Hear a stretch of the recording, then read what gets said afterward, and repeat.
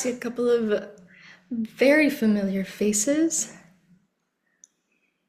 Yeah, it's all family. But Amjit, so wonderful to see you. Emily, Camila. Wow, yeah, it's all family. I kind of had a feeling. So Moni, hi, welcome. We've been emailing. Oh, this is so cool. I'm so excited. Okay.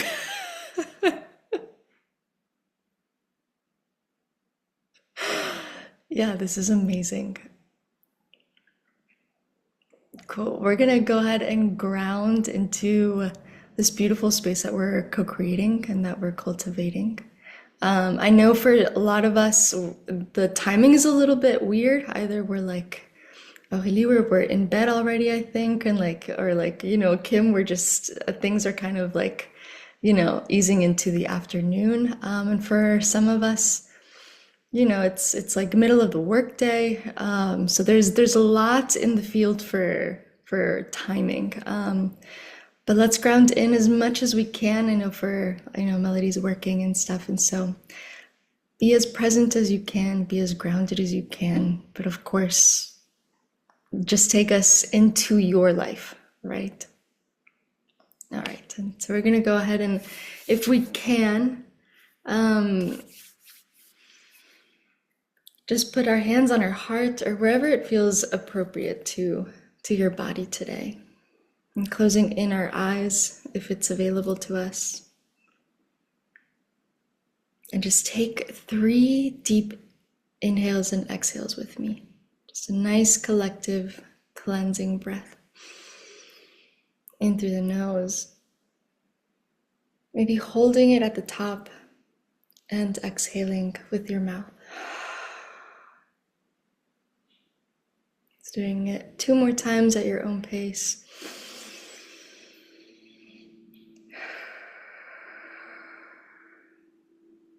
This last one, make it the biggest breath you've taken all day.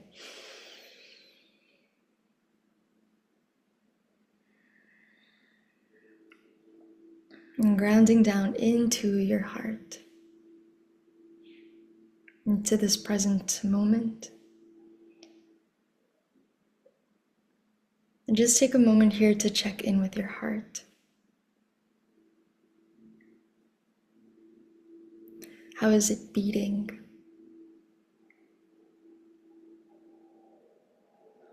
How alive do you feel within your body?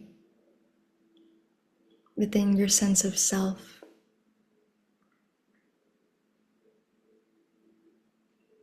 And just meet her wherever it is that you are.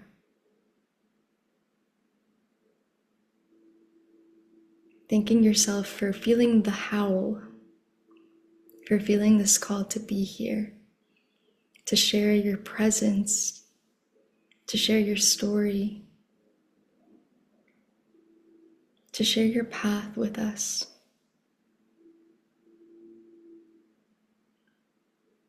Just allowing this mystery of this wild woman that is within to slowly perk its ears maybe today. To meet her wherever she is, wherever she stands.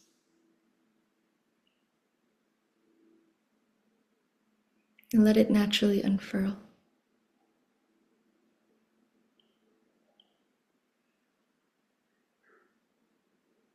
Taking one more deep breath.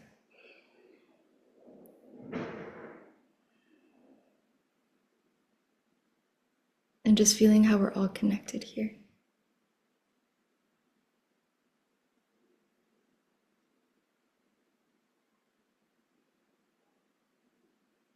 And when you're ready and you feel ready to open your eyes, you can do so and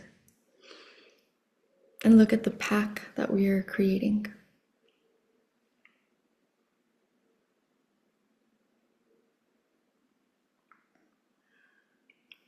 It's a badass pack.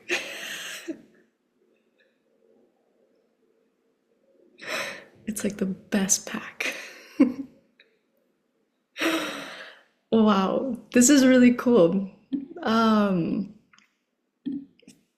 so and welcome to Passage's first book study. This is something I put out a couple of months ago, and I got like a pretty fair response of people who wanted to read this together. And weave, the experiences really as we kind of unravel and unearth certain parts of our psyche and within, right? Let me just mute something really quickly because that's going to keep popping. You see, where are you? Hold on one second, guys, or else this is going to drive all of us mad.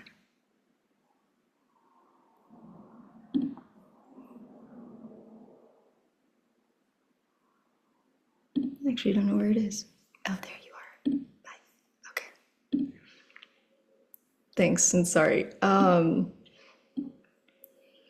was I saying? Yeah, like I basically put this out, and from the responses, I was like, all right, let's go in for it. Let's let's actually dive deeper into why we're all kind of wanting to be together for all of this. And so I want to first thank you for really feeling, this howl that I call.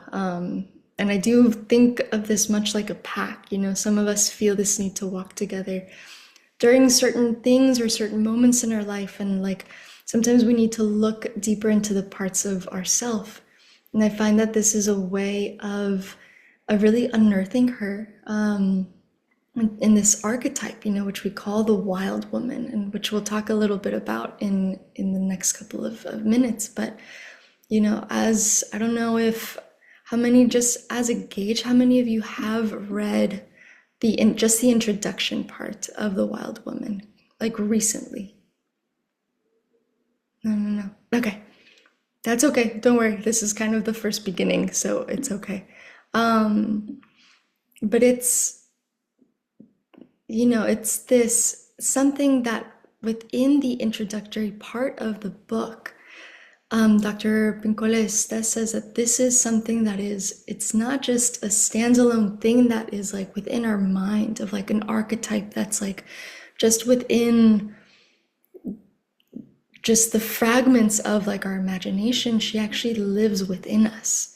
And so it's something, if it's embodied, then it takes practice to really unearth her, right? It takes skill, and I find that during times of our life, sometimes we do get to walk alone, but sometimes we need the pack, right? So really thank you for being here, really for being curious, for sniffing this out and seeing if this calls to you. I have personally read this book over and over again since the age of 24, but I remember reading it for the first time and it changed me. It marked something so deeply. It was like a timestamp, it changed my life. To find language of something that is that within like the depths of me, it feels like Dr.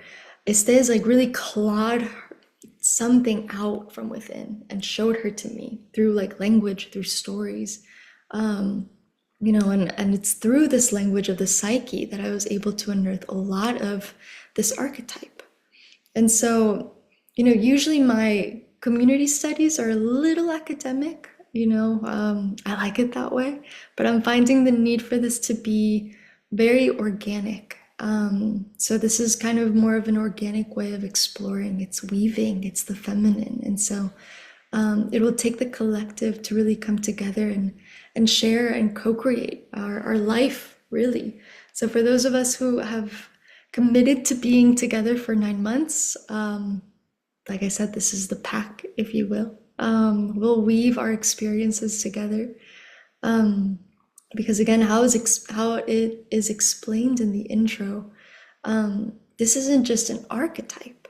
This wild woman is a force, right? It's a force of nature, and she channels, she canaliza through women. It's informed by her and through her.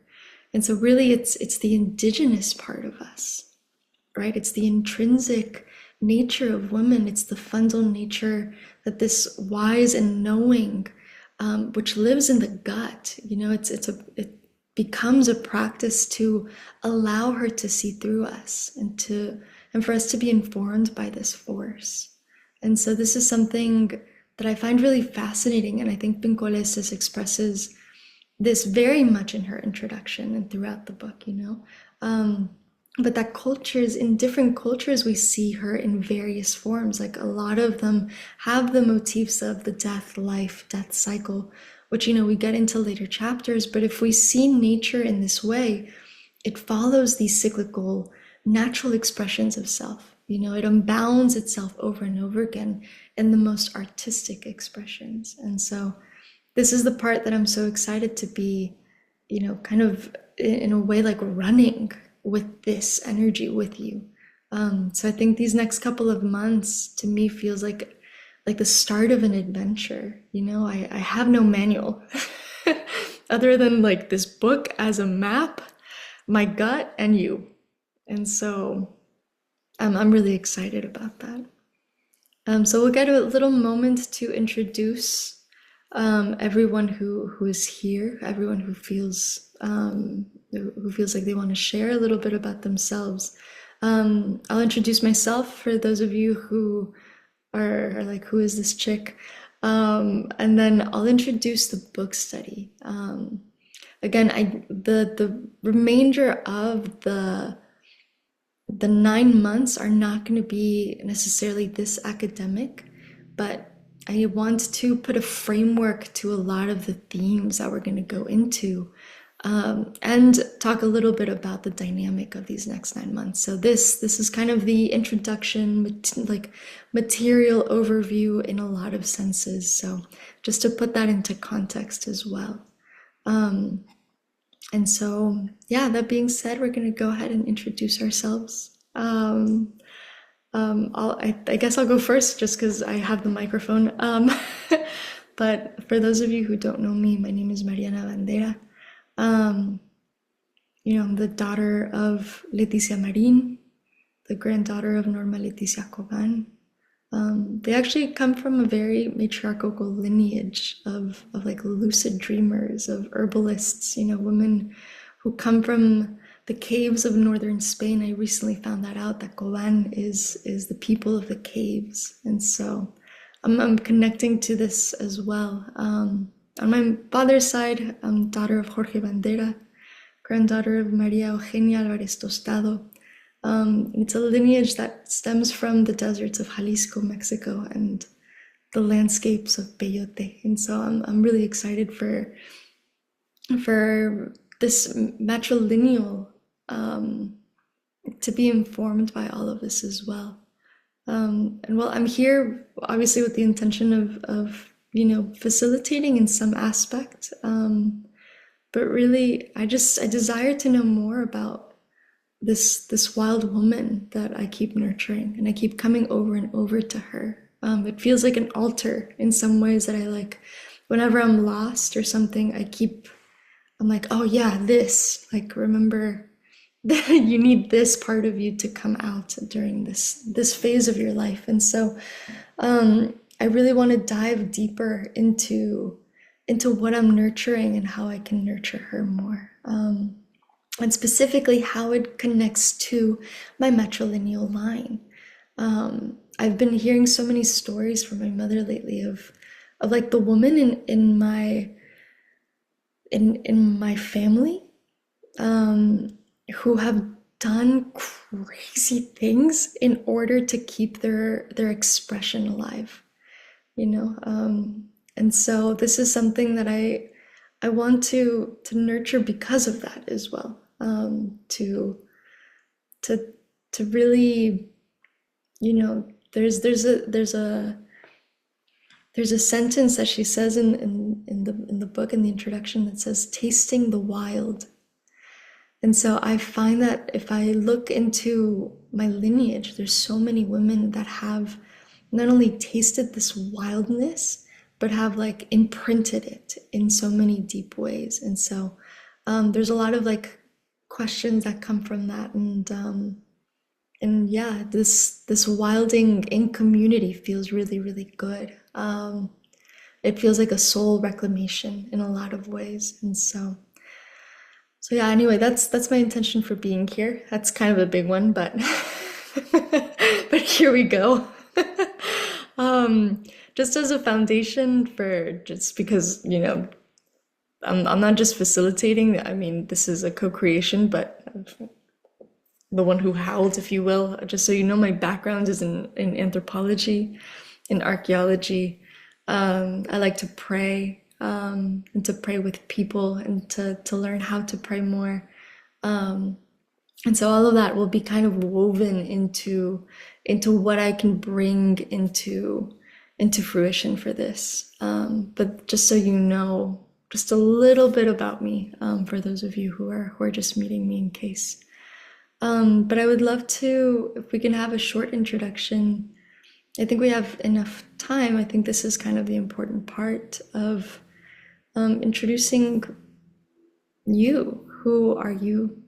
What is your relationship to the wildness that lives within you? I know that's a big question, but really, just what is your interest in being here? What is your intention? How have you heard this howling call of like, oh yeah, I want to be there? If you read the book before, what runs through you right now. And so I'm gonna pass the what I call the talking stick over to anyone who wants to be first. And we'll go from there. We'll get to know a little bit more about you. I'm gonna mute myself as well, so go for it.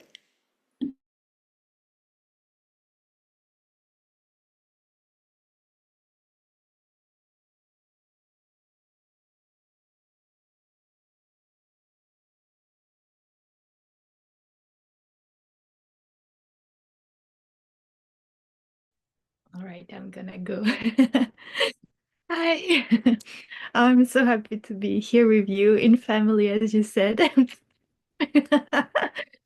And yeah, so excited about this. When you first announced it a few months ago, I was like, oh yes, I so need that. I came across this book about a year ago for the first time, and I still haven't got to the end of it because I keep rereading every part because every time I reread a sentence, something new comes up, and so I'm here to get to the end of that book with you. And it's actually here, it's in pieces because it goes everywhere with me and like pages are leaving it. But there's beauty in that too. And yeah, it's just yeah, it changed my it feels so cliche to say that, but it really changed me and it really felt like a part of me coming back. And she's inhabited me in so many ways, and she came in dreams and visions and movement, and it's been so beautiful. And I'm just curious to see how she keeps informing me, working with her like in a more devotional way, I want to say, and in a pack, as you said. I think it can be really beautiful. So thank you for opening this space.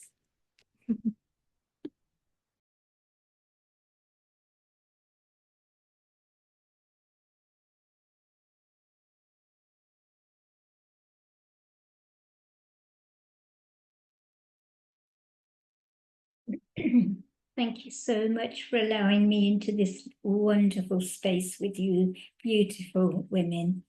I was gifted this book by my secretary when I was 40. And she was a very wise woman, Wendy, and she was in her early 70s. And we connected at a very deep level, and she gave this to me on my 40th birthday. At the time, I don't feel as though I did myself or the book justice. And now, looking back and looking at it again, one of the things I've been doing over the years is just literally opening it and it gives me the answers. It's like whatever people call Bible or Guru Granth Sahib or whatever, just a spiritual, and it's so uncanny. I just have to really, I need an answer. I open it and I get the answer.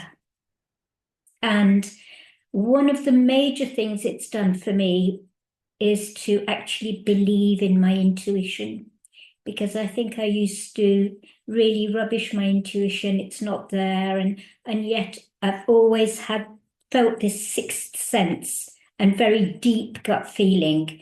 And yet I've really just allowed it to flow away. And now it's like, yes, I'm embracing it. I'm learning. She's teaching me. I need to listen. I need to be humble. I need to just surrender, and the answers will come. So I'm so, so, so happy to be here in this space. Thank you.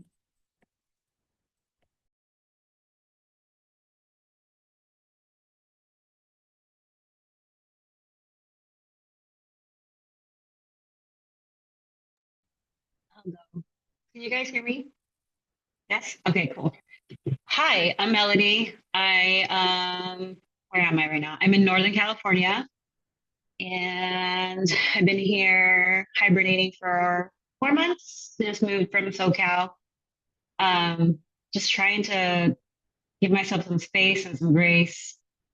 So that's where I'm at. And then the book. I had the book on my shelf for probably like 10 years. I just could never read it. I would start it and then I don't know if the vocabulary was too much or if it just didn't resonate at the time. And then 2020, the pandemic, there was time. So I read it. I read it with my boyfriend. We would take turns reading it. Yeah, Miguel read it. Mariana knows him. Everybody loves him. But we took like the span of like 9 months to read the book, maybe a year. And it was such a challenge for both of us because we would read the book and have discussions. We got to the mother wound section and we probably left the book aside for like a month. It was too much. But I'm already emotional. Um it was I would say it was affirming. That's what the book was to both of us. It just helped me recognize where some of the wounds were, and it just made sense. Helped me make sense of why I had done things in my life, and helped me relieve some of the guilt that I had for behaving the way that I behaved. And I found the book right after I turned 40. So that's when I read it. Like that, I'm 45 now. It's been 5 years. And I reopened the book maybe a week ago and started it again. And in the intro, it was talking about, I can't remember the line exactly. I have it highlighted. But I just remember when I first read the book, I felt very alone in this process. And it felt like a big responsibility to wake up. And then now I'm like, well, I'm not alone. I have Mariana, who I met, in Guatemala out of all places. And I have all of you. And I was like, okay, so now there is truly a path. And I'm not a pack person. I'm very much like solitary. I like to be alone. And I'm only ever present when I feel capable of holding space and where I can keep it together. Um, it's harder for me to show up when things are hard. So that's why I'm here, to be a part of a pack. Thank you.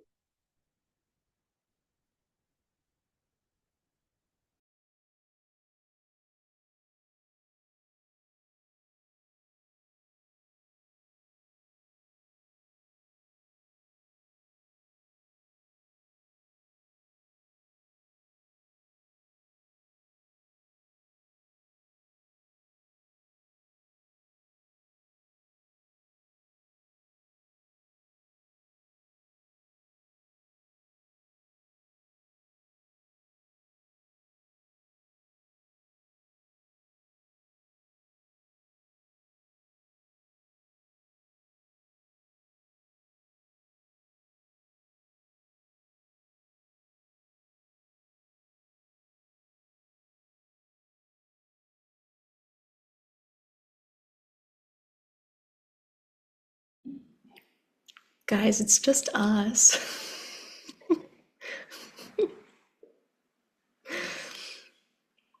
Melody, thank you so much for your words.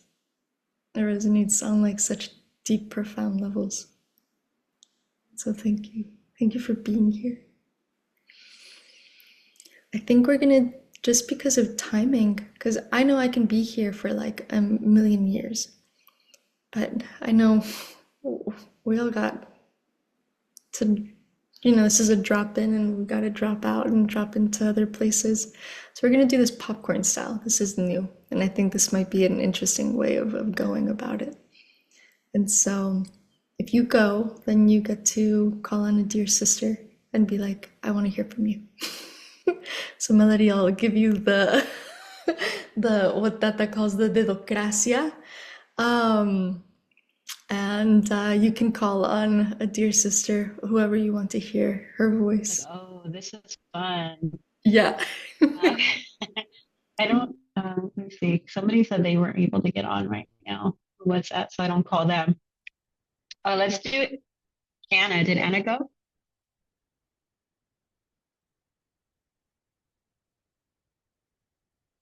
Anna's like, no. I can go to move things along, and maybe when Anna's back or whoever wants to go next. Hi, I'm Shimoni. I'm currently in Tongvalands, Los Angeles area.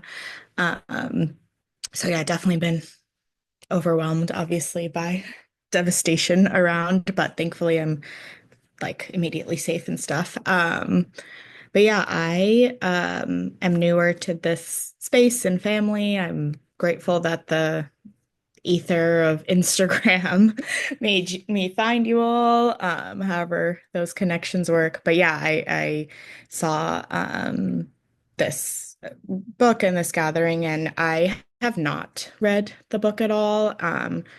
But it's been something, I guess, similarly resonating with a lot of you that I've known about for a while, and I feel like it's there, but I'm like, can't touch it yet. I don't know, can't engage.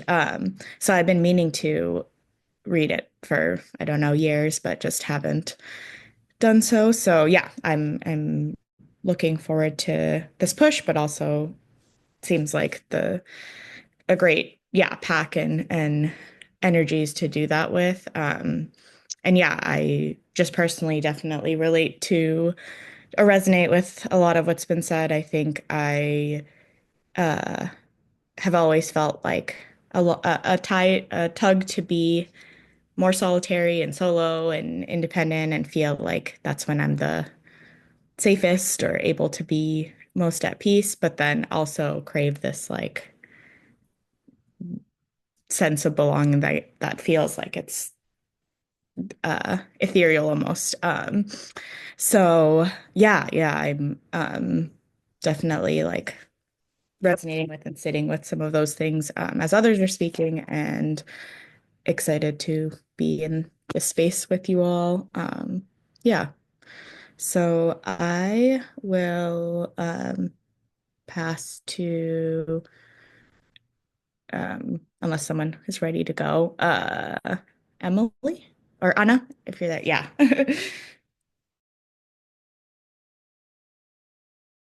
Hi everyone. I'm sorry, my connection is super bad. And this place is very loud, so I am like a bit like coming and going. But it's very nice to see you all. I'm super happy to be here.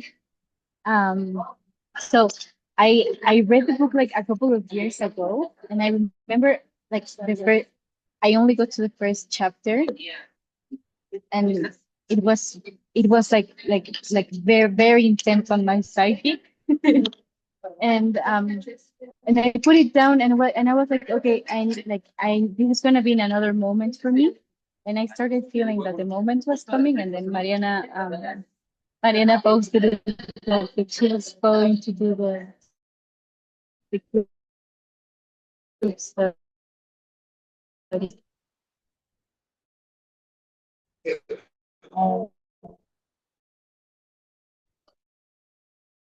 Always like they always something really like happy to be here. don't know if you can listen to me because I see that it's a bit on and off.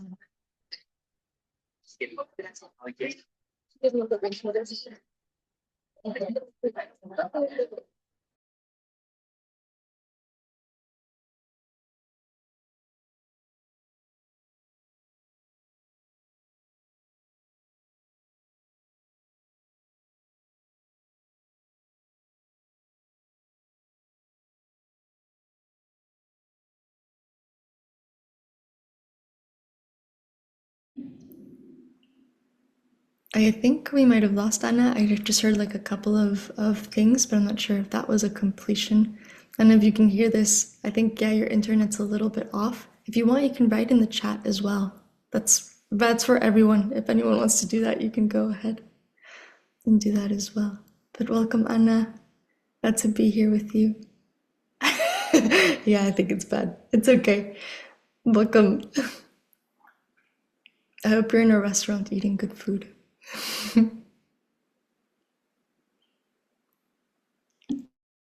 And we can turn it over to someone else as well. And if you feel complete, but if you don't, then go ahead and write in the chat. I think that might be the easiest thing for you. Hey everyone, I think I will go since I heard my name. So nice to meet you. I'm Emily. I'm sorry that I'm using eyeglasses, but I did an eye surgery recently, so I am as protected right now. And actually, I'm also making a lot of connections here with moments of my life and things like that. The first time I heard about the book, it was in an internship. I was 21, and it was a very big year for me because it was the moment that I said, okay, I will stop from the automatic and do the things I always wanted to do. So I went to São Paulo. I have Brazilian roots, and actually I'm in Brazil right now. That also feels very special because it's something rare lately. And I was making an internship with a woman that I admire a lot here in Brazil. And I was trying to get closer to her. And once we were like just going down the stairs, and she just holded me and said, "Have you ever run this book?" And she said the name in Portuguese, and I said, "No, Del." And then she said, "You must read it." And it was so quick. It was like 3 seconds, but I kept it in my mind. And it was a big year, like last year of university. And then I moved to Italy, and I finally had the time to read it. And I also felt very lonely, and it was so difficult. Like I was 22, and it was difficult for me to understand and to also understand or acknowledge my feelings about it. But I love it. It was very first love, but also not very conscious. And during many years, I was like reading it just piece by piece, and I heard a podcast because I feel like I really wanted to do it with others, but I didn't knew anyone, and it wasn't a very lonely time of my life because I was completely unrooted in a place that I didn't know anyone or didn't speak the language and things like that. So I was completely unrooted and trying to grow roots little by little. And I think that time the book was something that I held it on. And just to awake part of me that really helped me to keep things going and not going more low than I was. And I also feel that it's an uncompleted journey because I never read it like in order. I was like going to chapters not in a order or not all of them. So last year I said, okay, this year I will get back to the book. I was looking at it and I said, no, it's not the time yet. And then I saw Mariana talking about it and I said, okay, now I understand why I was waiting for it. And I'm super, super happy and excited. And it's so lovely to see all the resonance already in all that I heard. And I also feel so grateful to be here. Thank you.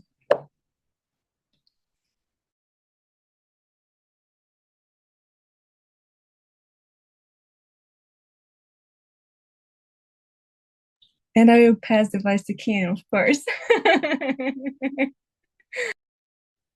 It's so beautiful. It's like family. Hi. There's like so many faces. Yeah, I already like know I have seen before. I hope I will meet in person. Um, the book came to me, and it's interesting because it was said before. It wow, it came to me, I think 10 years ago, even more. And it was at this like women teachers training with this really beautiful woman from India who did like acting therapy with the world wild woman inside with us, and she was always referring to this book. And I remember I'm this like, I have to admit, I'm this book buyer person, and I just have the books in my shelf. And if I magically think that I touch them, that I actually know what is inside, and then someone talks about it, and then at some point I grab the book. But there are a lot of books I have never read. And so there she was standing, and she kept on standing there. And when I've like tried reading it the first time, I was like, damn, I can't do that. It's so funny because I'm only always arrive at the second chapter, and then I stop. And I'm again with the Bluebird story. But this time I kept on reading. And it was this time Mariana, who in the other cohort, Reimagining Death, was talking about the book. And I'm like, damn it, I do have it. Come on, why don't you keep on reading it? Like, it is the second chapter. And it was like, I had the first, and again, I'm with the second chapter. So I'm now with the second chapter, realizing very profoundly why I could never read it and just keep on going to the third chapter. And I could have done it as it was said before as well, like you just open it up as a Bible, but I felt like I need to go through the second chapter to actually keep on reading. So now I saw the cohort, and I was like, I really want to not only inside of me, but discover this part and also kind of go through the second chapter in order to finally open the new chapter. So yeah, it's a lot of symbolism in that as well. And then yeah, it's Mariana who does it, and so I kind of was like, okay, it must be good. Like there must be something that I'm drawn to, and also the humans that are coming around, and then yeah, being in a pack. I'm a pack person, so really happy to be here. Thank you, and I pass it on to, let me see, Camila. Hallo. Cuckoo. Huh.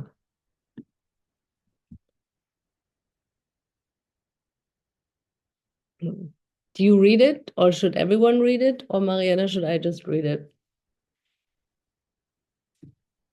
I can read it, no worries. Camila, thank you for writing in the chat. Hello everyone, I'm Camila. I'll read for her. I haven't read this book yet, but I've heard a lot of very interesting and profound things about it, so I'm very curious, and I'm here to learn a little bit more. Oh, welcome, Camila. Yeah, if you guys can't, because again, I know busy schedules, times, all of that. If you aren't able to just introduce yourself, you can use the chat, just so you know that that's accessible to us. Camila, do you want to pass it on to someone? You can write it in the chat too. We can keep this game going. Oh, perfect. Bachi. I am so sorry. I don't know how to pronounce your name, and I think it's going to be really beautiful, but I can't. Bachigul. Bachiglup. Oh my God, Chantel, hi.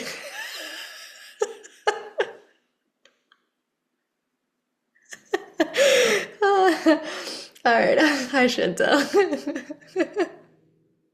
That makes more sense. Hi everyone, I'm having to tune in from the car today, so it's a little hectic to speak. Thought it would be easier to write a message. Thank you, Mariana, for creating this beautiful container. No, thank you for being here. I came across the book several years ago from a woman that has been like a mother mentor for me. I read bits and pieces, but felt overwhelmed, so I'm grateful to read it in community. to integrate all the teachings in community. The last couple of years have shown me how we each carry the keys to each other's freedom. Wow. So I can't wait to unlock our personal and collective freedom together. Also, my last name means kiss of the wolf. So just excited to embody that wolf energy even more. Chantel, when you have a chance, please pronounce it, because Bachigul. No, I'm not gonna butcher it. I might as well ask you later. The kiss of the wolf. Que bello. Well, welcome, Chantel.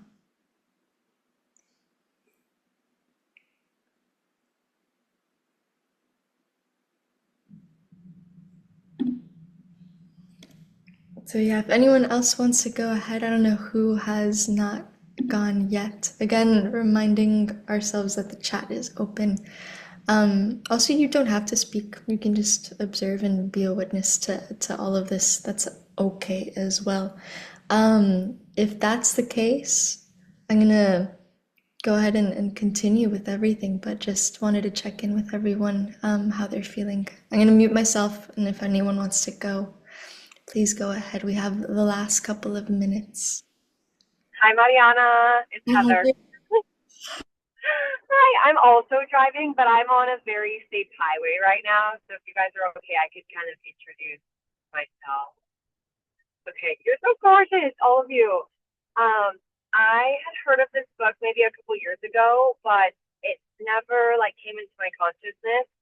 And then of late, I did a whole life switch maybe a year and a half ago where I abandoned everything I once was and just gave it up to a higher power and said, you know, work through me and let me be a vessel for whatever I am to divinely curate. And that path is leading me across a couple different avenues, but one of them is becoming a doula and doing birth work. And then this book had been recommended by a mentor in this field. And it was literally within a week that Mariana, you were sending out messages that you're hosting this book club. And I was like, oh my gosh, okay, what is this book? So I looked it up, and this has been a year where I have followed my intuition, literally inexplicable things. I just say, okay, this is what my heart feels, this is the direction we're headed, or I'll have visions of friends or relationships, and it's all inexplicable, but it seems that this book touched on those themes. And then, to be honest, I had this one really powerful vision that I've been having since I was 16. And I went to ChatGPT and I said, ChatGPT, can you please help me with this problem of this vision I keep seeing? And what does it mean? But can you put it through the lens of the woman that runs with wolves? And I am not one that promotes AI, but once it responded to me in this way, I was like, wow, this is how AI should be used. It like gave me free therapy in the lens of this book.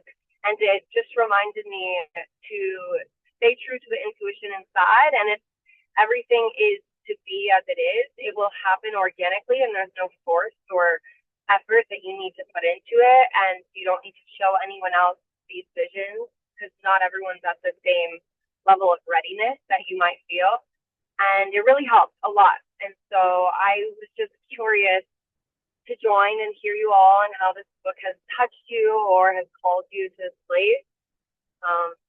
But yeah, I'm just happy to be here and grateful to see this community surrounded and magnetized by such interesting work by a wonderful human too. I Googled the author and her whole story with her trauma work and all, and I'm very impressed. So that is all. Thank you.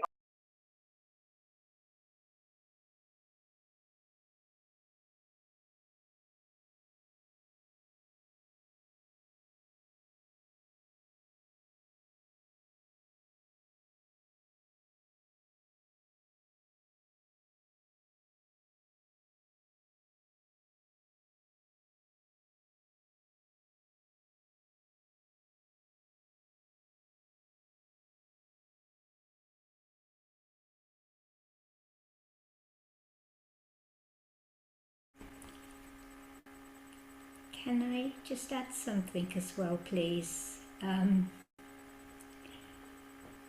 today is my mum's death anniversary, and also my brother's birthday. So she passed on my brother's birthday, and it just feels like honouring her by being here today as well. So I just wanted to bring her into this space. Thank you.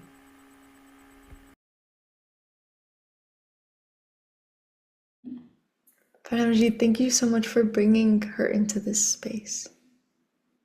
I think that's something, you know, when we name them, they're also here witnessing us in some ways as we're growing. And yeah, I mean, the wild woman runs through like the veins of our mother, and so this is such a beautiful thing to be sitting with. And yeah, we invite all of your matriarchal lines.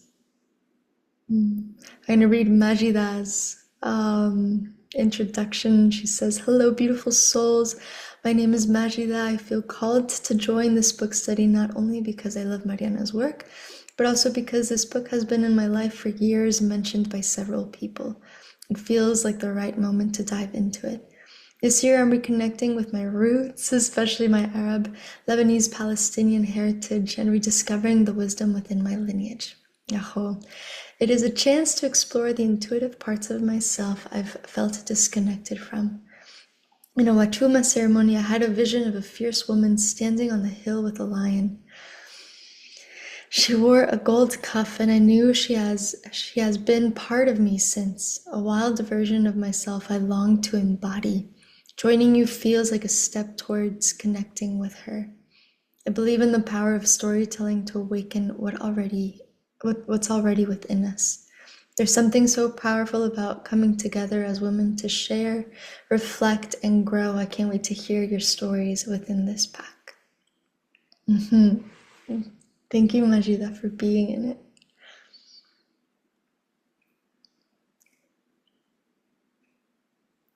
Just wow with you guys. I think we have one more person that I want to give the chance to introduce, if she feels okay. Diana, I'm not sure if you wanted to speak or to write in the chat or to just observe, but just wanted to give you the space in case you wanted to.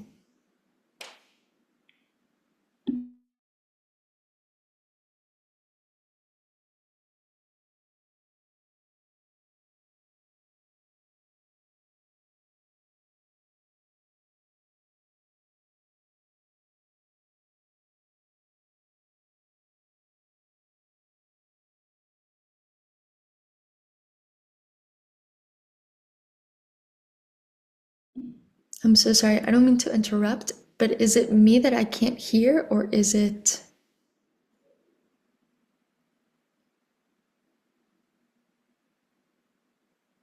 I can hear you, Mariana, but I can't hear anyone else. Okay. Then I think you unmuted yourself, but I don't know if we were able to hear you.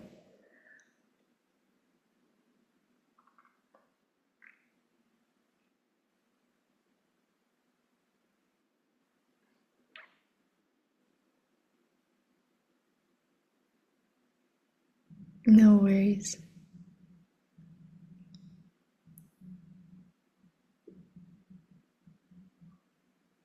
Yeah, tech is an interesting thing. I feel like it's not working too good. No worries, Diana. You can introduce yourself in the chat. We'd love to know you. But yeah, tech is an interesting thing now. Like it's like we're all connected from very different places, but then there's like these little things that you're just like, oh, there's something about, like, I imagine sometimes whenever we're together, there's like a fire in the middle, and there's cacao, and there's copal, and then we're talking about all these things. But you know, sometimes Zoom is the the altar that we go to as well, and that's okay. So that being said, Diana, I think it's fine if you write in the chat. We're gonna go, if that's okay, if you feel comfortable with that.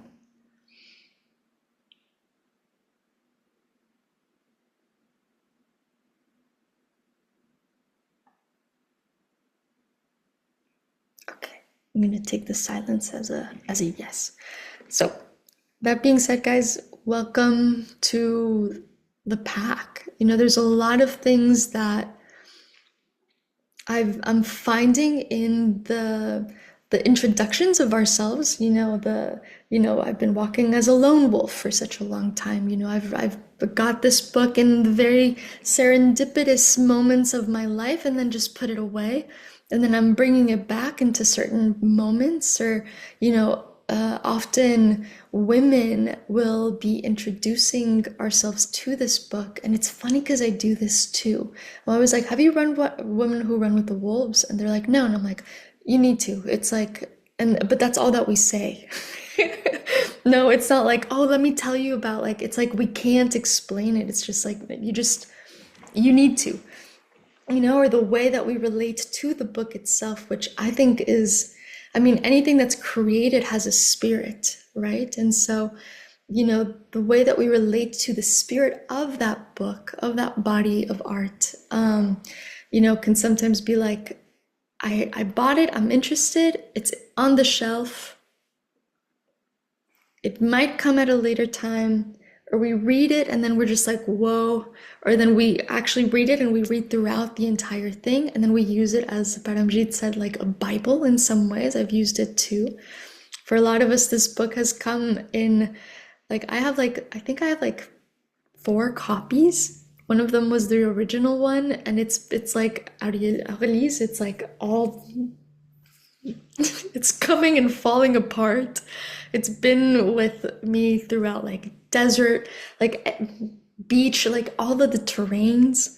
And so it's definitely something to take note of how we relate to this body of work, firstly. And just there's an essence of I don't want to call it fear, but it's like a nervousness. It's like the nerves of should I read the whole thing? Should I not? Should I and so this is something to me that I find it's very brave of all of you to really feel the call to be here. This isn't a book where it's like, oh, let's just talk about it. It's like there's a lot of work that we unearth whenever we're reading something like this. And so I want to give some context to why that is, before we go into just kind of the fun story part of everything else. But that being said, I want to introduce to you the spirit or the essence of what this is, and again, this is pretty much might be the only, unless we really need it, the only academic, presentation type of meeting. Like I said, I would love for all of this to be, our meetings to be way more organic. But if need be, this is, just so you know, that this is kind of my way of digesting and chewing on things and just spitting it out with different things. And so, or different lenses, I would say. So I'm going to go over just the dynamic and the foundations, so we get some context of what we're biting into. For those of us who are going into these 9 months together, I'm so excited. But this is gonna pretty much look like this for us. For those who have subscribed for 9 months, we'll have 2 calls, a bi-monthly call going over 2 chapters within kind of a singular theme that encapsulates that month, right? And so on one, I find this to be extremely potent if we're, if you really look at the chapters, they're not that long, but every single word is it's so, we can go into the depths of so much with it. And so because it's so juicy, this is kind of the way that I've put it together. But we'll go over it with a singular theme that helps us digest a lot of this. For those of us who are in the 9-month study, we'll actually add one more call at the end of the month with Cacao to check in and talk and just connect over what has been surfaced and how it settles before moving on to the next chapter. It's almost like as if, and I'll talk about why this is important, but it's the subconscious parts of us have been moved around. And so we need time to settle into like how this meets us with life and how life meets us with this new, like new skin, new claws, new whatever you want to call it. It's just it's I find this to be an important integration call for those of us who are actually diving into 9 months of being in this container together. And so I know this might feel slow, like I said, like 2 chapters per month, but I think there's, again, something about chewing things properly in order for things to really surface, like I said, from the subconscious, and then allow us to recognize it and settle it back in. And so the subscription includes the chat, includes the pack chat, if you will. It includes a class portal and an extra monthly Cacao check-in. For those of you who want to drop in certain chapters, please know that that's totally okay too. You know, if you find that, wow, you know, these chapters, I really need to run with like a pack, like, please know that you're welcome. And I'll be sending out emails to keep those interested up to date on where we're at, so that you have a reference point as well. If you want to go into certain times alone and then come and integrate with us just during certain chapters, that's okay as well. But so you have like flexibility within the ranges of how we move. There will be some guiding practices. A lot of this I actually learned from a psychosomatic curandera in Mexico. That she helped me with a lot of very specific liberations of the soul. And so I wanted to put that into this context because I think it helps with a lot of different things. There will be breath work in this one as well. We need it. It's lovely. Breathing is great. And so I'll probably share a couple of different methods of breath that will allow us to somatically embody whatever that's surfacing up, and then that we can like further inhabit as well. And so, you know, that just know that in addition to like homework, a lot of embodiment practices will be weaved along. And I think this is something that we all bring in as the collective. You know, like I'm seeing all of you, and you guys are all masters of some form of art in your own expression. And so this is something where I think for, you know, as a collective, we can definitely weave into how we want to show up for one another, and like, you know, what's worked for, you know, for example, what's worked for Kim in this month, and then she shares it, and it's usually how it organically flows, right? And so just know that that's also part of the invitation and the this female structure of how things work, and how this dynamic, kind of the spirit of all of this wants to also be expressed in that way. We need you. You know, it's like that all of our mentors and elders in Guatemala say, like, life is a ceremony, but it's not the facilitator who makes it, it's the collective. It's those of us who are putting our hearts and souls into something, into a greater purpose, into a prayer, into in the service of collective. And so this is something that I want to just point out, that really whatever we take from this will really be what we put into it.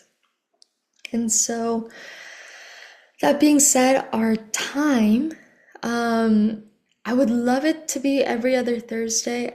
However, I know that sometimes the timing of this is a little bit complex with all of us being so sparsed out in all of the corners of the world. And so I'm going to ask our core pillar in the chat that hopefully we're all in by next week. What is the best time for all of us to gather? This is really important for us. And so, because then we'll have like our core time, and then people who are dropping in can see that as well. And so this is going to be something that we'll determine within this next week.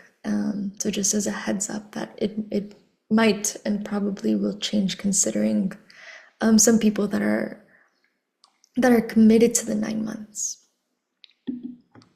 So that being said, do we have any questions on, like, I know we dropped from like the heart to like the head logistical stuff, but I want to ask if we have any questions before we go into a little bit of like the class portal and some of the foundations, which I'll be talking about for a little bit.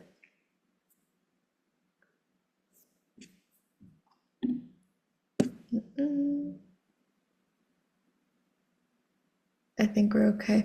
Also, Diana, welcome. I'm going to read your intro. Sorry, my late intro. It's okay. Hello, everyone. My name is Diana. I learned about the book from a friend. I started reading it about a year ago, but I didn't finish it. I've been meaning to get back to rereading. I thought it would be a perfect time when I saw your email. Sorry, the Zoom browser version is hard to navigate, but happy to be here. Diana, we're happy that you're here as well.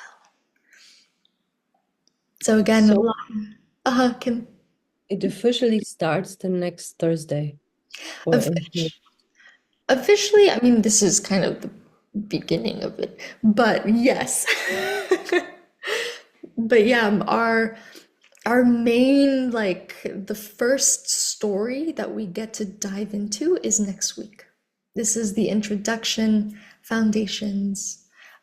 If you read the intro, and you'll have some time between now and like it would be 2 weeks from now, and our next call is on the 22nd. And so, no, that's a lie. I'm so sorry. 22nd is something else. It would be on the 30th.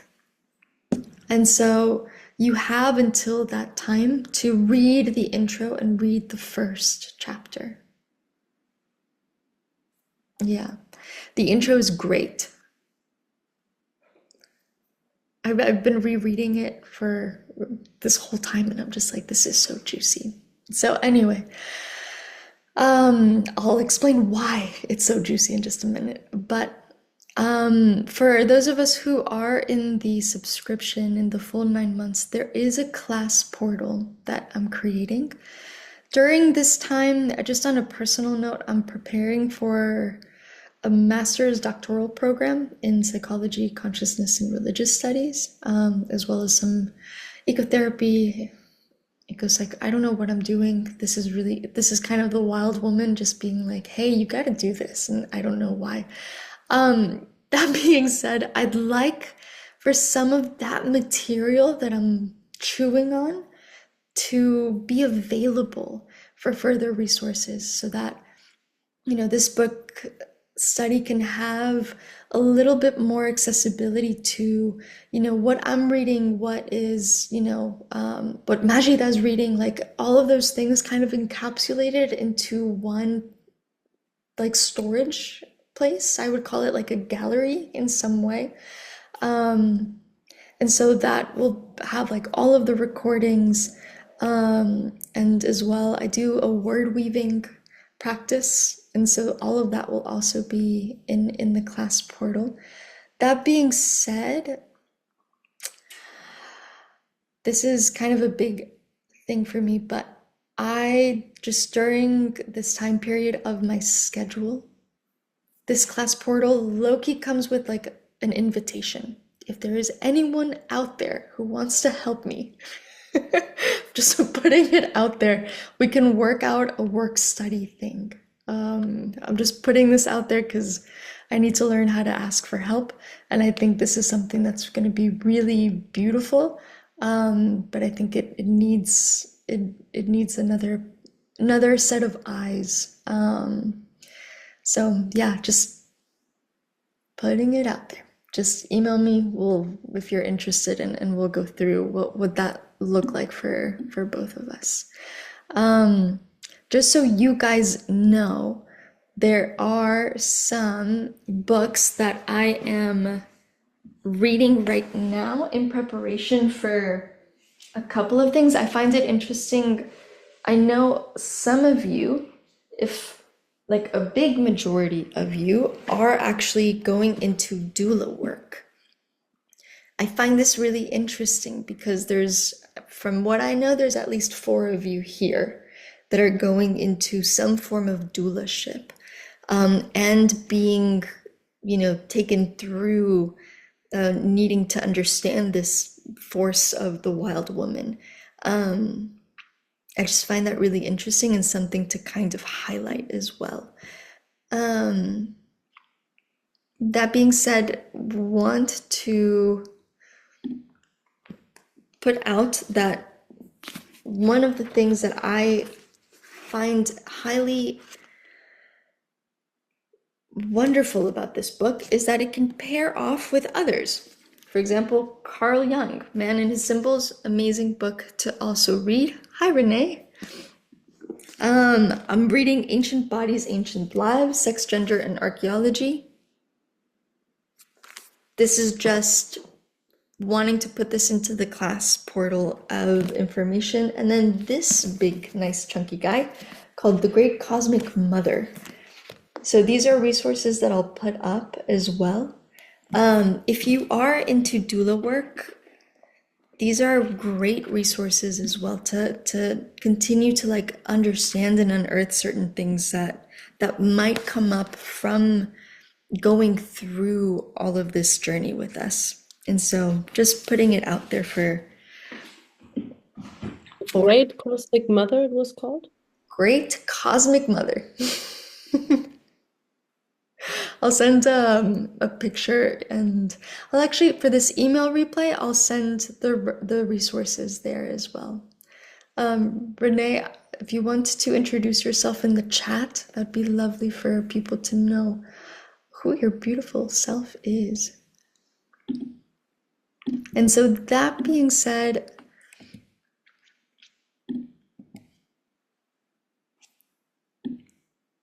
there is actually, before I go into this, there's a wonderful method to reading this. Because a lot of us have started it and we're just like, how? We drop it and we like go and we pick it back up and we drop it and stuff.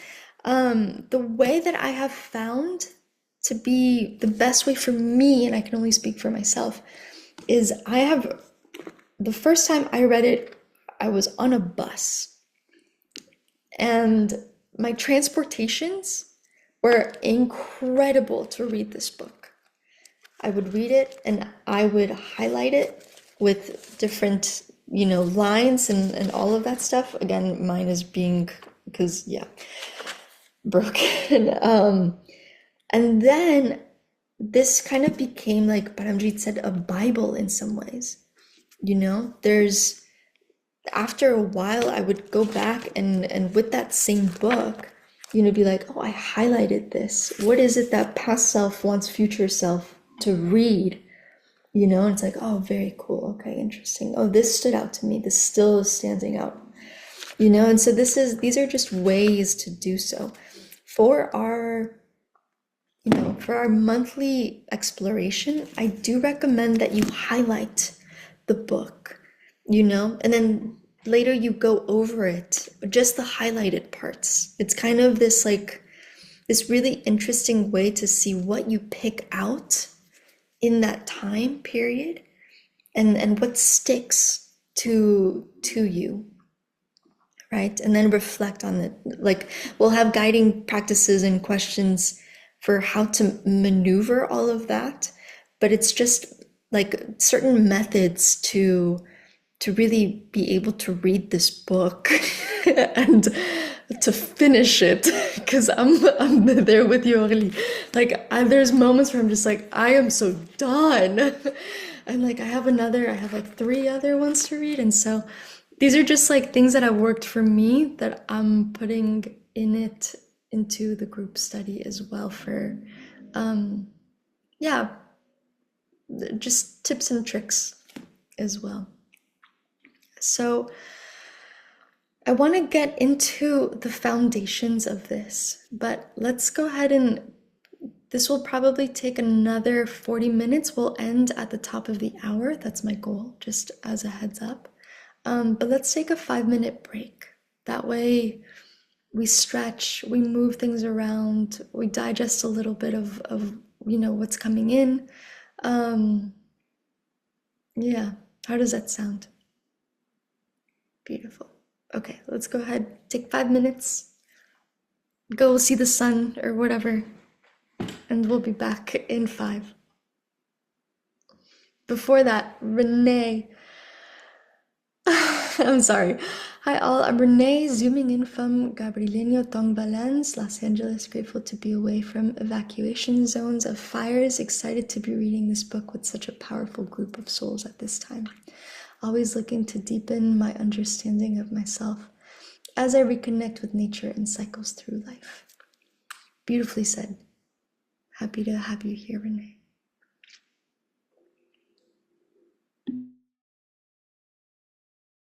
Let's take 5 minutes, y'all, and we'll be back. So I'm going to go ahead and start that way. I know this meeting, the first meetings are always a little bit longer, but I just want to respect our time as well. So wherever you are, you can come back as you naturally can and tune in. Like I said, these meetings that we're going to go into aren't necessarily going to be academic by nature, unless they really need to be in order to digest something. But I would really love it for it to be more organic once we have because we have the map already as the book, so we don't necessarily need to go into more brain stuff. We just need to feel it. And so, but that being said, however, the first one, I do want to break down some things that are pretty foundational.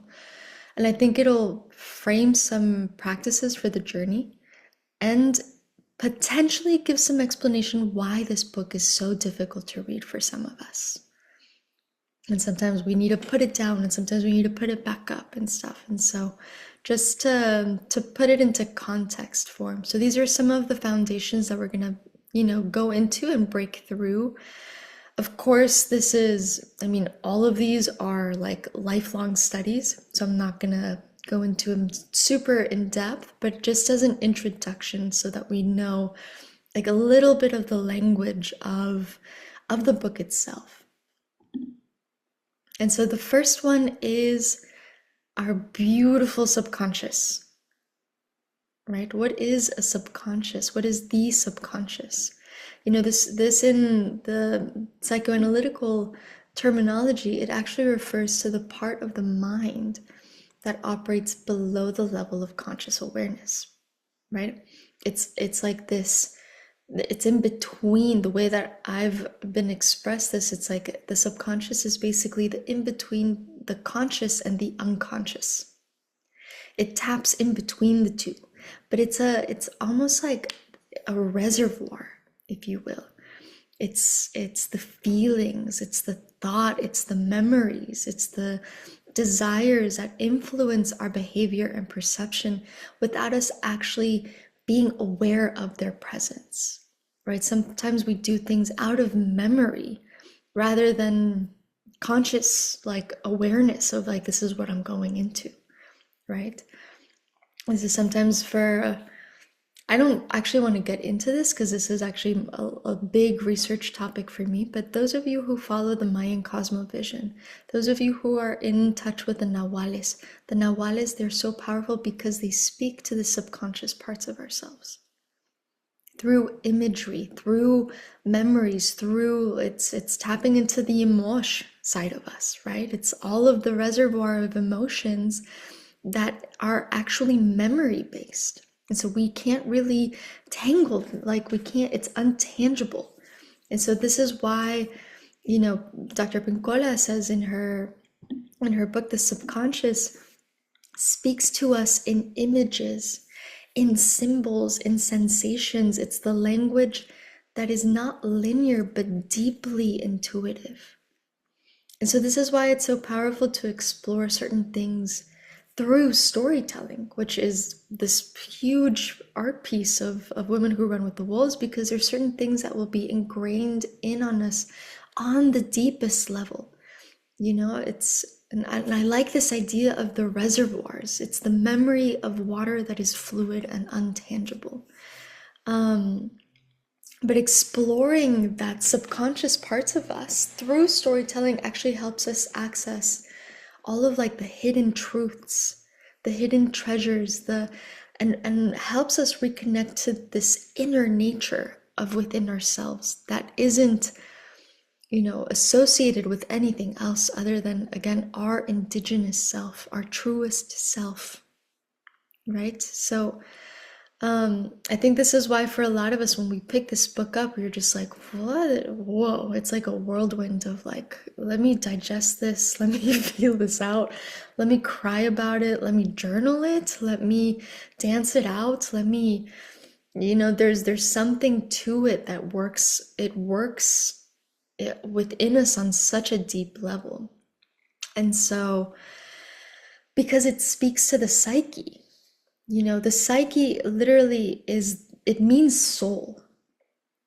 So psychology, for example, is the study of the soul, right? The psyche or the soul also doesn't speak to us in language form, right? It's in the dreams. It's in the visions, it's in the passions, it's the desires, it's poetry, it's art, it's all of the imagery, you know, it's the story that roots us into feeling. So it's like there are many doors to this, right? As Bencola explains, like she says it in her book, like a wound is a door, a yearning is a door, the love is a door, all of it to our deepest parts of our soul, right? Again, for us who study the Mayan cosmovision, the Nahuales are a door. And so this is language that the psyche communicates in. It's not verbal. It has to have this like ephemeral feeling to it through like metaphor, through myth, through story. And she says something that like stories are embedded with instructions which guide us about the complexities of life. Meaning stories are maps. They allow us to unfurl and unfold certain, what she calls soul dramas, which I love. You know, it helps us our current psychic development. Like it literally develops our soul here on earth. But I love this term of a soul drama. And I want to just point this out because so many of us have this, right? This can be with like, I don't know, just life. We have so many soul dramas in our life. And so I love that there are people who have gone through such depths to really pull out certain mappings for us, to have a development of the soul here on earth. Again, I keep coming back to the Mayan cosmovision, but like Nahuales are part of that. The Tonalama, like our ancient ancestors did this for a reason.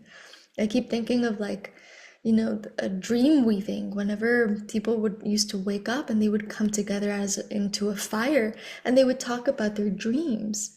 Like that's such an important part of culture. Or it's the same thing with like, you know, coming together and your grandparents like talking about, you know, stories. There's something that like it ingrains something in that transmission that is so deep that we can't necessarily like explain, right? It's like trying to explain a dream. Sometimes you really can't. You can explain the feeling of it, the untangibleness of it. But you can't, once you kind of start to put and formulate words into it, it's like it kind of gets lost a little bit.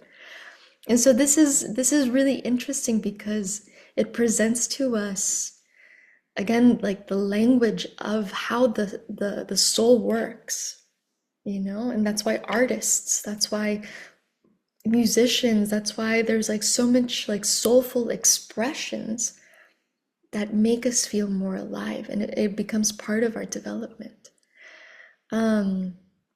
This is kind of why also like vision boards help us so much, right? It's like inviting us to unravel its mysteries through a creative expression, through imagery more than anything. And so, yeah, I mean, again, her quoting the book, the psyche doesn't speak in words, it whispers through images, colors, and archetypical symbols. So really understanding this, we can go into like a deeper reflection of self. You know, if we can tap into the subconscious through this language, then a lot can surface.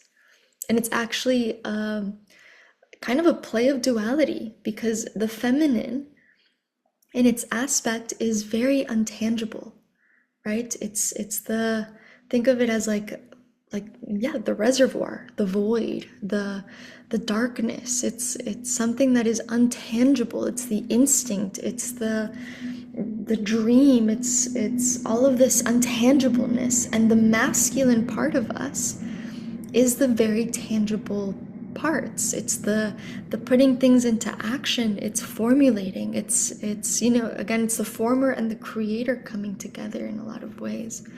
So I think of this as like this process that we're going into and we're getting into. I find that, like, you know, the feminine aspect of us, or the psyche and its language, is like the subconscious is a reservoir. Then what we're doing is we're like being fishermen, right? And we're bringing things up into the surface. We're pulling things out, you know? And so I think this is why I feel like this book literally clawed something out of me. And so I wanted to present it to us, as well as like, because for a lot of us, this can be, you know, kind of dramatic. Again, the soul drama. But it's something that, you know, can be kind of difficult, you know? And it's interesting because this female-male dichotomy, we constantly play with it in our life, you know? This wisdom can be below the self, you know, it can be in that reservoir, and it's up to the conscious self, again, the masculine in some ways, the fisherman, if you will, to dig it out to see what's ready to understand, you know. And this is what the subconscious realms help us with. It is to speak to the unconscious parts of us and bring them to the surface. And so our decisions are actually made way deep in the unconscious parts of ourselves. It's the parts that aren't, again, not tangible, like it's like wind or like dark spaces, you know. It's usually like this feminine aspect of us, but they influence all of our actions. Like we're super cool and complex beings. You know, I know this is kind of a trip, and hopefully you get to hear it. But the main thing from all of this is that this book in particular will bring these things out naturally from within us, from our reservoirs, from, you know, it plays on our subconscious, where it pulls things out from our unconscious to make them conscious, right? And so this constant like going into that well, you know, it can be kind of a lot for a lot of us, you know. This is why sometimes we need the pack. And so, you know, it's interesting because, you know, we'll be reading, and I think Melody spoke to this so beautifully, but, you know, I'll be reading like the story of like Bluebeard, and then all these patterns of behavior come up for me. And it's this voice that comes up, and it's like, hey, yeah, you remember this? And like, remember that? And like, it's all of these visions of my life that are coming through.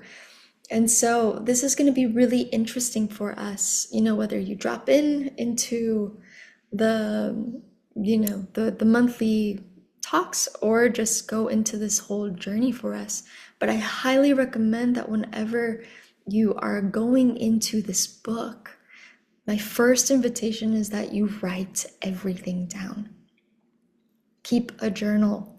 This is a dialogue that you are inviting into your life, doing the deepest, it's a dialogue with your deepest self.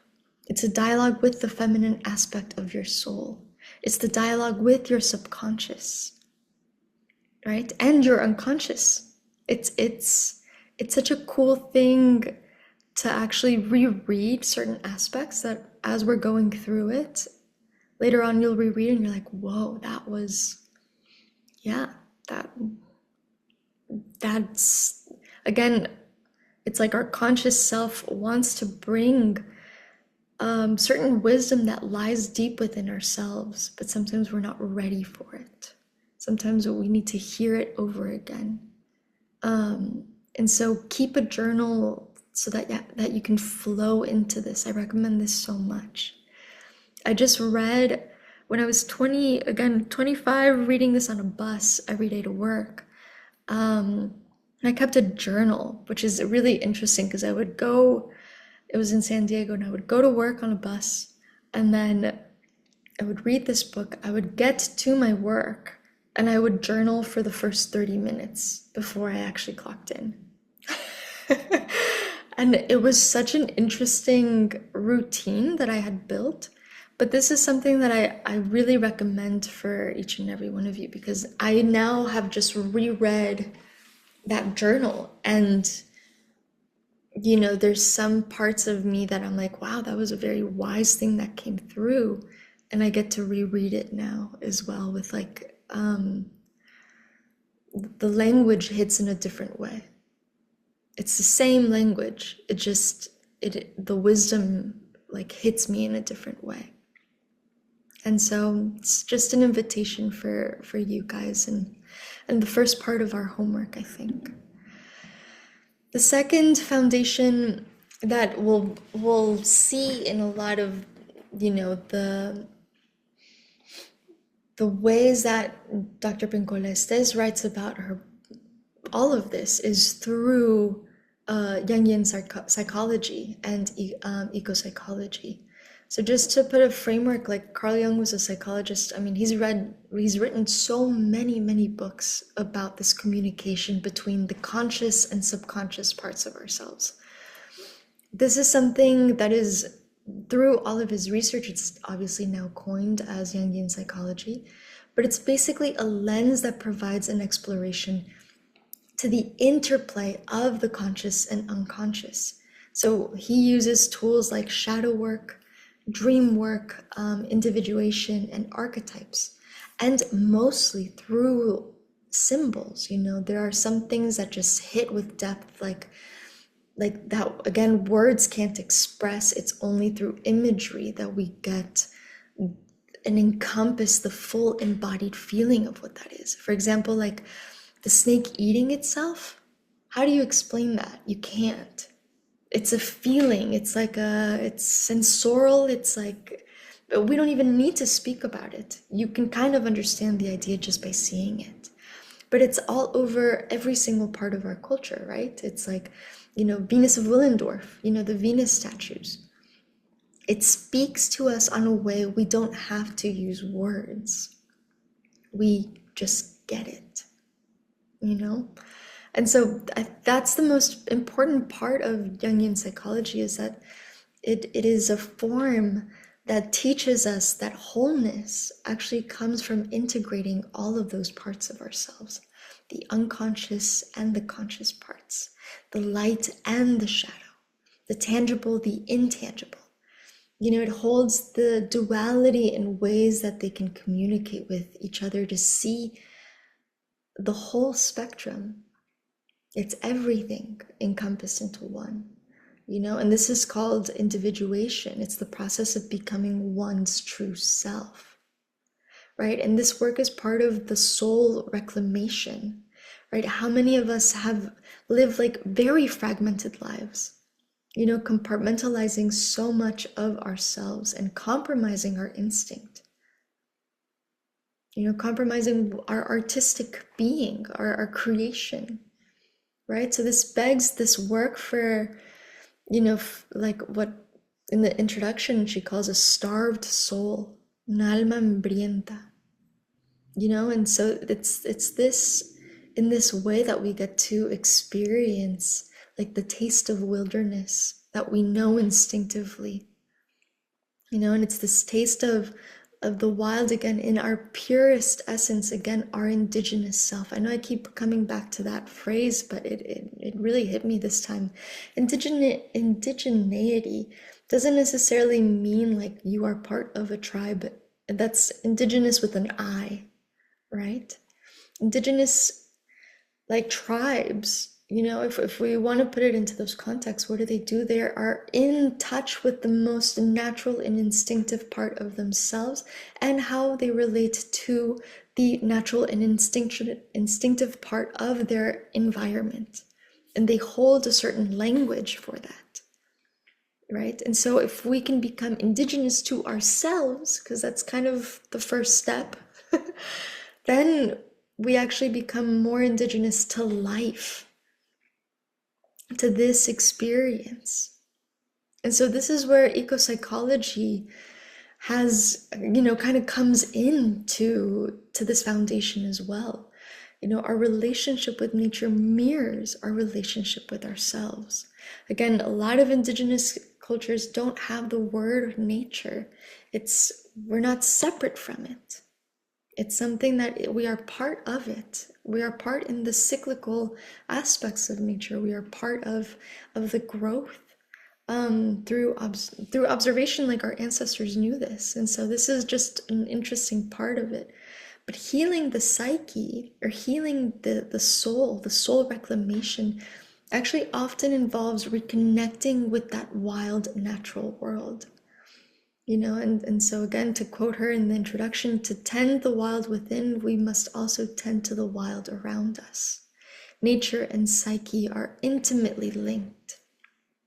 It's the first words of this book is wild forests and wild women are dangerous forces. Right? It's like here is where we can go in all of the ways currently that we're being systematically dominated in ways that it is even unconscious in our collective culture that we live in. We like the things, common things, in the global north, like suburbs, and seeing that as like, oh, this is normal and a natural part of life. Or the neighbor that doesn't accept like the wild foragers. There's certain aspects to all of this that actually, if you look a little bit deeper, like how does this landscape reflect me? And how can I reflect the landscape that I'm living in? It's all mirrored in so many different ways. And so these are just things to think about. It's how far disconnected have we become to our natural, wild, indigenous self, right?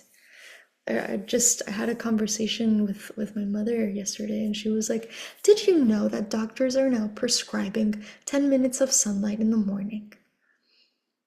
Where she's like, what? How disconnected do we have to be? How disconnected do we have to get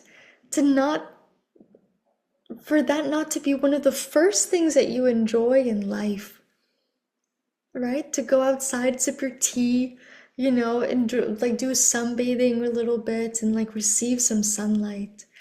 It's wild to me.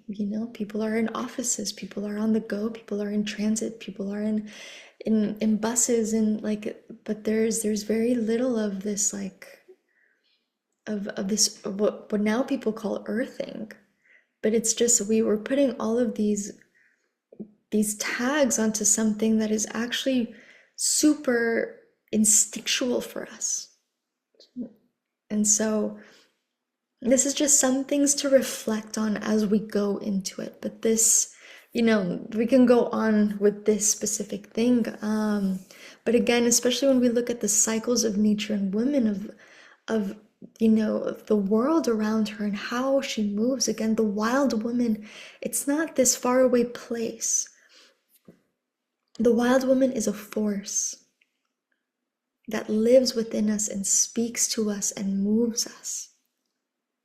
And so this brings like another invitation to create this wild space where you go and tap into her as well, where you can go dance, where you can go draw, where you can paint, where you can be naked, where you can howl, right? You can let loose. It's like coming home and taking your bra off. But it's like a tenfold for her to really come out. So this can be even like decorative rituals. Like how are you decorating her? You know, for us, this is part of a ritual aspect for the feminine. So let it take so many shapes. It doesn't have to be in one specific box. You know, if your artistic expression, if your wild self comes out in singing in the shower, right? In making love, in taking care of children, like all of this has all of these aspects that we can, the point is to make spaces where you can consciously tap into her. Right? And it's not a separate her entity. It's a force of nature that lives within you. And so that's why this is an embodied practice. This is why she takes on so many shapes. But I do find that you find something that might assist you in pulling this out from the depths. You know? If you need any more help, I think Aurélie is doing some dance therapy that is just amazing. Just gonna give a little shout out to that, but just so you know that there's also spaces where we can co-create and create it as well for us. This brings us to this, you know, this in-depth study that we're taking on of archetypes and specifically the wild woman archetype. You know, archetypes are, as Carl Jung says it, it's the universal patterns that reside in the collective unconsciousness. Again, these shape our behaviors, our dreams, and our stories. We have many of them throughout our culture, you know, like some big archetypes can be like the lover, the warrior, the trickster, the maiden, the mother, the crone, the queen, the king. You know, all of these are certain archetypes, and they can each show up in certain stories and mythology. You know, for example, like the maiden can be Persephone. You know, there's certain things in mythology that have this certain attunement to certain behaviors that allow us to kind of guide us in understanding our inner worlds. And literally, archetypes, she says it in the book, archetypes are like ancient maps of the soul. They guide us towards understanding our inner worlds. So this is really a multifaceted exploration of the dimensions of ourself and the ways that we show up in the world and within ourselves too. You know, I think this is actually fun to play around with. But naturally they have characteristics that speak to us on a very deep level, and we get to explore them. This is kind of what makes us human. It's really, really cool. It's fascinating. Again, we're complex beings, and God, this is really fun, so enjoy it, you know?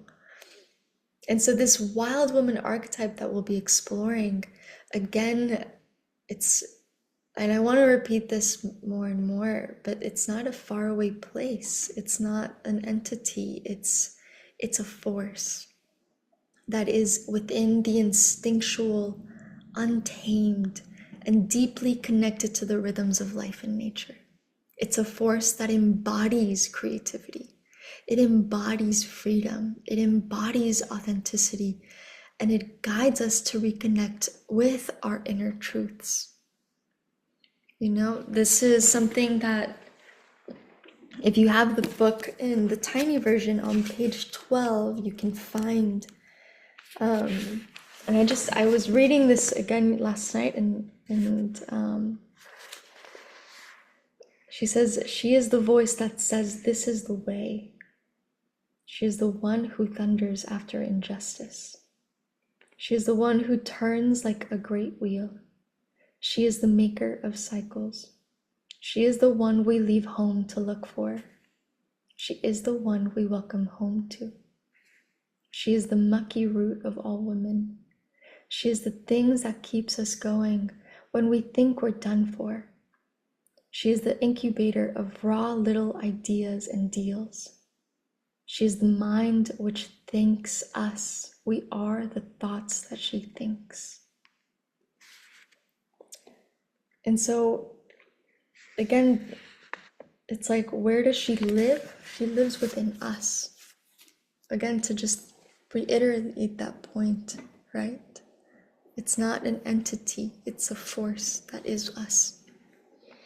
You know, and again, I find it really interesting that they say that, you know, she's fluent in the language of dreams, passion poetry. She has the eyes of intuition. You know, and I love this phrase that says, gazing through the world with 1,000 eyes. It's the all-knowing, all-seeing being within us. And she resides in the gut, not the head, meaning this is actually a solar plexus energy that moves us forward. This is where all of our gut knowing and our intuition is stored, is in our solar plexus, in our chakra systems. Our gut actually has more nerve endings and connections than our brain. You know, it's wild to me to think that. Like, it's truly something that, like, when we feel something, we feel it in our gut, in our stomach first, right? This is why I think, you know, if we look at depression and anxiety, a huge way to cure it isn't through, I mean, yes, of course, talk therapy and, like, you know, other type of stuff, but it can be through the gut. You know, your levels of serotonin, your levels of dopamine, they're all receptive in our gut system, which is why cacao is fascinating for all of this. You know, it allows us to really go into activating the levels of dopamine and serotonin that we need. And so, but as far as, you know, the instinct part of us, this is also something that lives within the authority of our solar chakra. And so this is why, you know, it takes us to really put this into the account for us, that this isn't just a journey for the mind. This is an embodied journey. This is a somatic journey. So this is why I want to bring certain breathwork practices to feel into this part of our body. But as well, there's going to be probably other pretty somatic practices as an invitation or as homework, you know, and definitely one of them is like grounding, growling, howling, you know, just the basic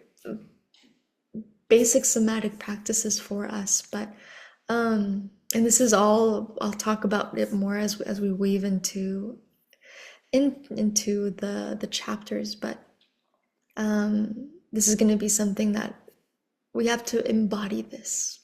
You know, instinct is not a thing. It's a state of being.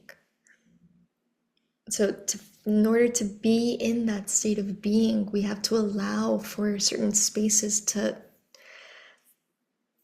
tap into that voice. And once we hear that voice over and over again, then that voice becomes louder and louder and louder. And then it's really hard to shake that off, but it's an instinct. You know, I think mothers have that so well, of that instinctual voice whenever it comes to their babies, right? It's a voice that you can't ignore. And so this is something that for us, you know, as all different walks of life and all different phases of life, this is something that we can definitely tap into. No need to get pregnant, just, you know, there's other ways. And so this embodiment brings me to the last foundation. And I think it's the biggest inspiration that we have. The greatest source of power actually always comes from the depths of us. It comes from deep within us. It comes from that reservoir, and it's to use this muse. This muse is an inner source of inspiration, of creative power. The muse it is another archetype, but she represents the part of ourselves that call us to create and express, right? This muse has actually a lot to do with the force of a wild woman. They both want to be liberated. They want to be expressed. They want to embody intuition. They both carry deeply emotional depth, and they reject perfection. And so this is something that, I think the wild woman archetype teaches us, that our muse actually resides within, and it's waiting to be recognized, and it's waiting to be nurtured. And they go hand in hand in a lot of ways. So I invite you to be, in this process of musing with yourself as the stories progress. Be in awe of yourself and all that you are, all that you create through this. I think this teaches us how to love our howl, right? It's how to love that our self, our creature. And so, Florence and the Machine has a song that is I've been really into her lately. I don't know why, but she has a song that says, "I am king." Great song. Highly recommend. But in this song, she says, "The empty halls echo with self-mythology." What a line. The empty halls echo with self-mythology. And so this is something, that I recommend us to really fill our gallery of self, of your multi-dimensional self. Because we deserve to have you like that. We deserve to create it. We deserve to embody it. We deserve to express it. And also for people witnessing, they deserve to see that as well. I don't know if you've ever been in the presence of a woman who's wild.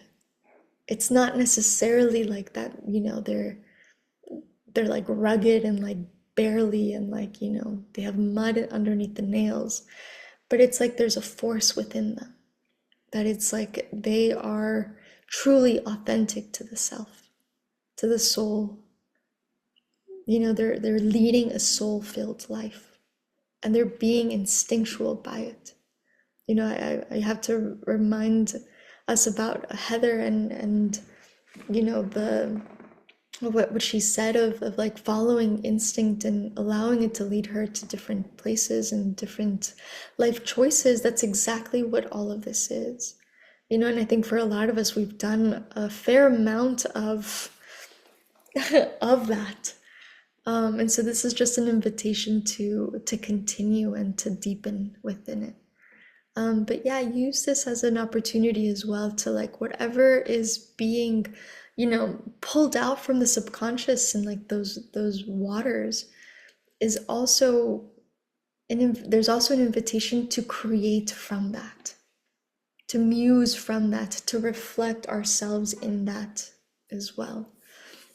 And so this came up for me, in San Diego, and when I was first reading this book, I was doing ceramics, and I started doing it's a collection of masks.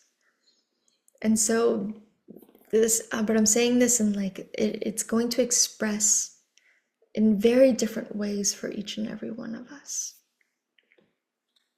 And so that being said, I'm excited for this. This is going to be fun. I hope that this gave everyone a little bit more of a framework of how the book is like kind of organized and how it's threaded in some ways. Also, hopefully it gives us an explanation to why a lot of us are like, oh yeah, but like she can be tucked away for a little bit. And that's okay. That really is okay. But that being said, you know, you have the invitation in to weave with us in whichever way that you want. For those of us who are going into the 9-month journey, know that as much as intense as this could be, it's also really fun, and we can make it light, and we usually giggle in a lot of our cohorts. And even like the last cohort, which was reimagining death, which is like it can be like such a somber, you know, topic. We laughed the majority of the time, and so I just know that there's a lot of lightness and exploration to all of this. And that's why we're here together, you know, as a pack. And so I'm hoping that, you know, as of now, we have a nice handful of people who are doing the 9-month journey. For those of you who feel the call, yeah, just reach out and let me know. But we would love to have you for running through the whole thing. But we completely understand if you want to drop in. But just know that this is a place, it's a container, that it's, you know, like love is found here. And so you're more than welcome to come in and go as you please, as your heart and soul desires. But yeah, our next call is going to be January 30th. Again, this is more academic. The next call is we have read the stuff, we've digested it a little bit, we've kind of curated some things, we've done a little bit of practices, and we're coming into the meeting for just the kind of the integration and like I find it's like eating together. It's like we're just digesting things together, seeing how, you know, life is meeting us as we're reading the book or that chapter specifically, and seeing what comes through for all of us. I love this because, again, it's a force of nature. It's a force within us. To me, I find that this is like Ish and Kiech, and like I'm thinking Nahuales right now, but it's like there's something to all of this as well that are like, that will speak very differently to me, as if she'll speak very differently to Renee or Emily, you know, because we're living different experiences and there's a relational thing with this force. And so this is why it's really cool to do this in community, because we would love to hear how it's speaking through you, how it's embodying you, how it's developing. And so, yeah, that being said, it is a little bit past the top of the hour. I just want to ask if there's any questions at all or end of reflections. I know this one wasn't really dynamic for much conversation, but hopefully you guys get excited and we howl.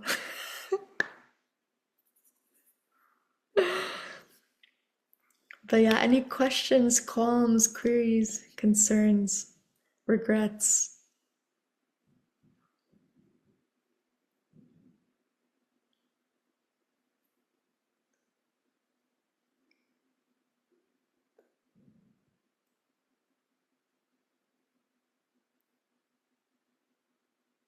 I thought Emily was going to say something. There's movement. All right, wonderful. So I've spoken a lot today. I hope. Oh, I love you too. I hope that this gives you some wonderful framework. We'll digest a lot of this in our next class. Okay? And so, I love you guys. And just reach out, because I think I might do something with people for the next class. So just reach out before you do a submit payment, just that way. Yeah, there's just a logistical thing that I want to do with the people who have been in this introduction call. So that being said, I think we're going to go ahead and close if everyone feels comfortable and complete. Yes. Okay. So, yeah, just going into the way that we started, we're going to go ahead and close that way. Hands on our heart center. That was a lot to take in for our brain. Let's try and ground it into our body and more than anything into our heart. Let's take 3 deep collective breaths in through the nose, out through the mouth.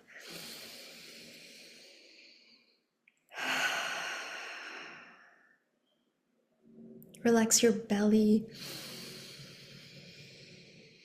Relax your jaw. Relax your shoulders. Take 1 more deep breath.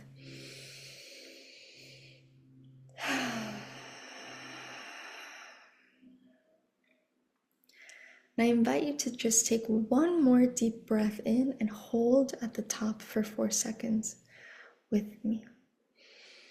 Filling up our body, our belly, our chest, our upper chest, and retaining it for 4, 3, 2, 1. Exhaling completely.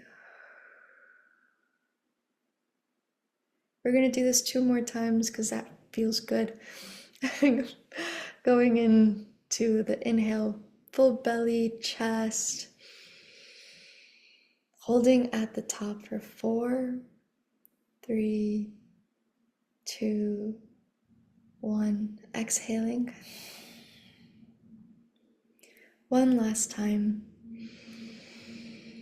Taking a nice deep inhale through the nose, filling up belly, chest, and holding for 4, 3, 2, 1. Exhaling. Allow all of this to drop into your heart.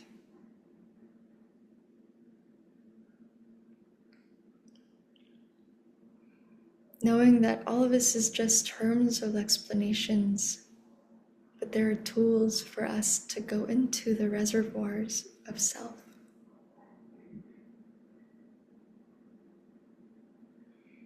Giving a moment for yourself of gratitude, of thanking this beautiful creature that you inhabit, her instinct, her expression,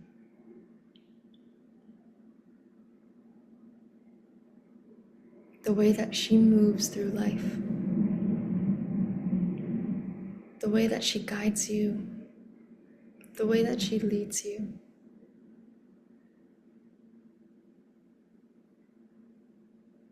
The way that she carries and takes care of you. We give thanks to this expression of ourselves, of this force,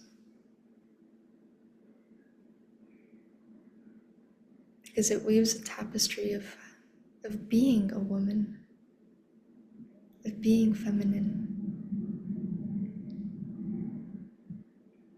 And it expresses it in so many different ways.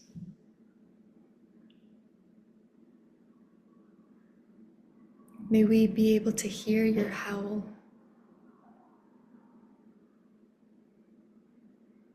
and know that this is a pack. May all of the forces bless us as we start our adventure. May they bless our feet, our beautiful paws. May they bless where they go.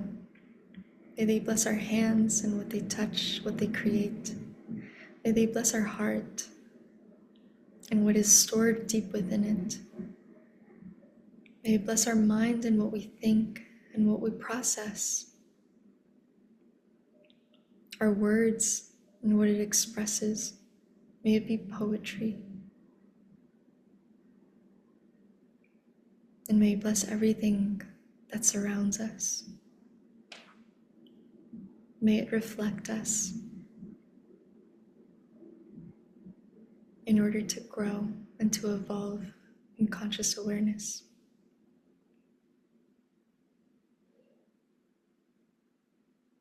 Taking one deep breath.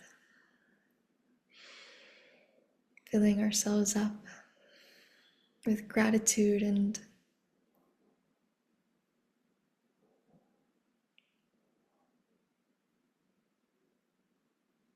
allowing it to just be.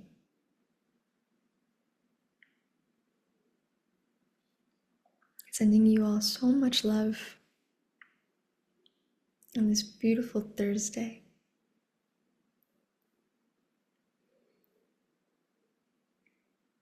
Thank you guys so much. I'm like melting over here. I hope to see you not next week, the following week. I want to hear from you. And I hope that we can all dive into this together. That is my wish. That is my desire. Love you. Thank you, everyone. Blessed Thursday. Adiós.